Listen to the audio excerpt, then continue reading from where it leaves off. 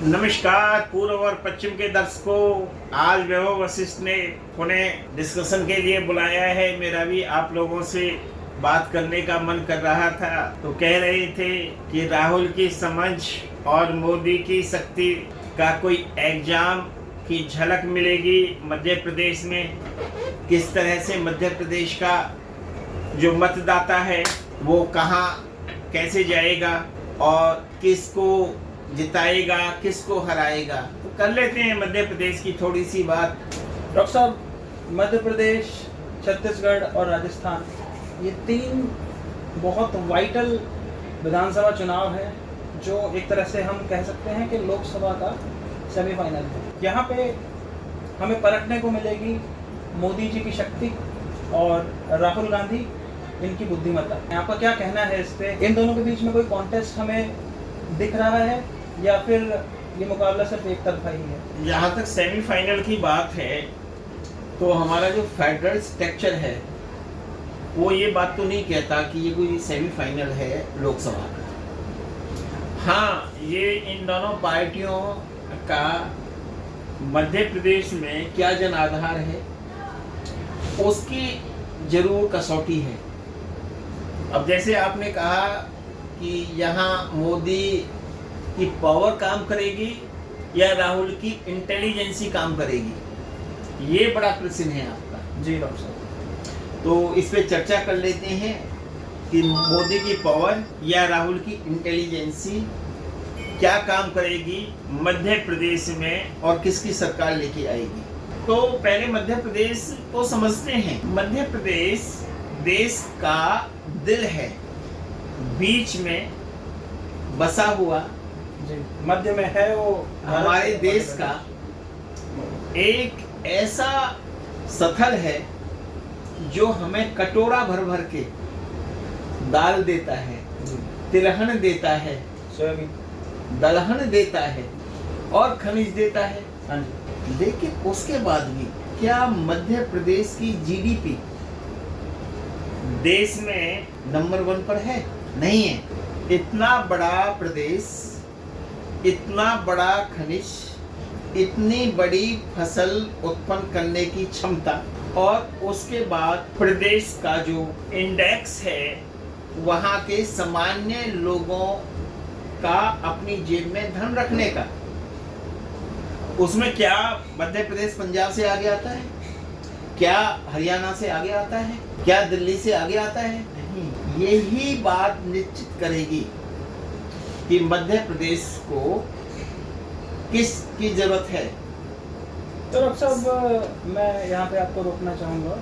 आपका जो संकेत है क्या वो इस दिशा में है कि रोजगार, बेरोजगारी, गरीबी, शिक्षा, जो इस तरह के मापदंड होते हैं ये मुद्दे प्रमुखता से ऊपर उठ के आएंगे चुनाव में? क्या आपका ये कहना है? आपने बिल्कुल सही प्रश्न किया है।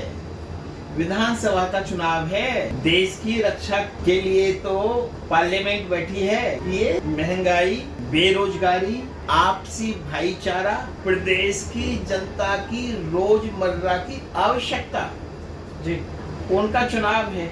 ऐसा क्यों कह रहे हैं डॉक्टर साहब आप? मतलब क्या ये इससे पहले ये मुद्दे डिसाइडिंग फैक्टर्स नहीं थे विधानसभा में जीता? देखिए, अगर ये डिसाइडिंग फैक्टर नहीं होते तो पूर्व का ही चुनाव ले लो। पूर्व के चुनाव में शिवराज को धूल चटाई थी मोदी जी के संरक्षण में कांग्रेस ने, राहुल जी के नेतृत्व में। ये अलग बात है कि जिसे कुछ लोग कहते हैं ऑपरेशन कमल, मुझे तो समझ नहीं आया ये ऑपरेशन कमल क्या है। पूर्व में जो चुनाव हुआ विधानसभा का, उसमें सत्ता प्रदेश ने बीजेपी को तो नहीं सौंपी थी। जी डॉक्टर साहब, बिल्कुल ठीक कह रहे हैं। तो वो एक इनकम्बेंट सरकार के अगेंस्ट मैंडेट था, वो मामा जी के अगेंस्ट था, ये तो साफ बात है। आप ये देखिए, जो जनादेश था ना, वो जनादेश था बीजेपी की सरकार जो शिवराज चौहान जी के नेतृत्व में चल रही थी। और आपको यहाँ इस बात को नहीं भूलना चाहिए कि खुद शिवराज चौहान मुख्यमंत्री कैसे बने। इस प्रसंग को कौन भूल सकता है कि जब सुश्री उमा भारती को गद्दी छोड़नी पड़ी थी तो उन्होंने अपना सबसे विश्वसनीय व्यक्ति चुना।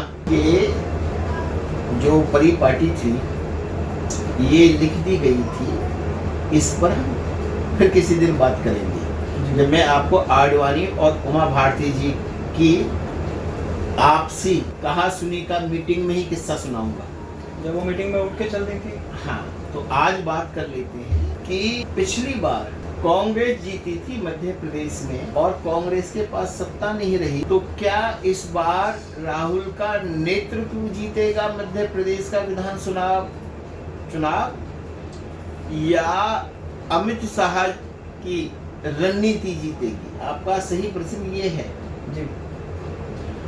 तो इसमें हमें थोड़ा सा सोचना पड़ेगा और सोचना ये है कि पिछली बार कांग्रेस में ज्योतिरादित्य सिंधिया थे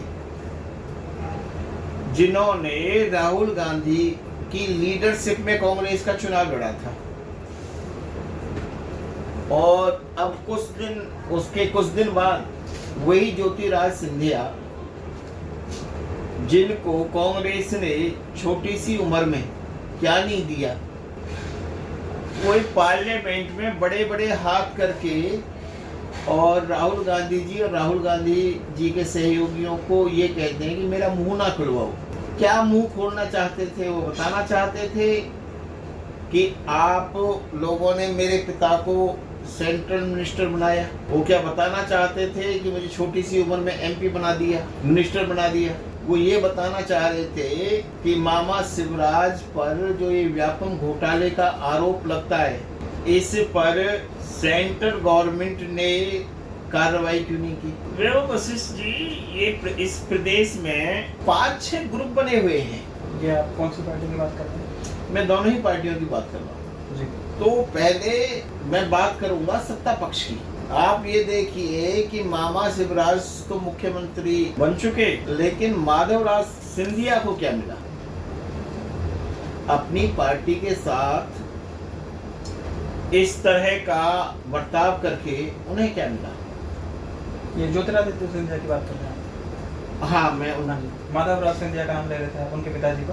भाई अगर पीछे जाएंगे जी तो वहाँ भी कुछ मिलेगा। अच्छा डॉक्टर साहब, ये बताइए, मैं चाहूँगा कि हमारे दर्शकों से वो बात भी आप साझा करें जो माधवराज सिंधिया से जुड़ा हुआ किस्सा है, वो क्या है?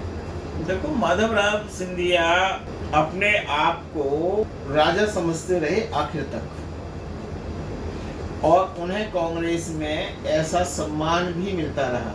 और कमलनाथ को जो ये मेहनत करनी पड़ रही है ना, ये सब छोटे पौधे माधवराव सिंधिया ही लगा गए थे। दिग्विजय सिंह को जो अपनी स्वाफी से या आप अंगोछा कह लो, उससे बार बार पसीना पहुंचना पड़ रहा है, उसके बीज माधवराव सिंधिया के ही बोए हुए हैं। दिग्विजय सिंह मुख्यमंत्री रहे मध्य प्रदेश के, और बड़ी दिलचस्प कहानी है कि जिस समय ये मुख्यमंत्री थे मध्य प्रदेश के, उसी समय आज के प्रधानमंत्री और उस समय के मुख्यमंत्री नरेंद्र मोदी गुजरात के प्रधानमंत्री थे।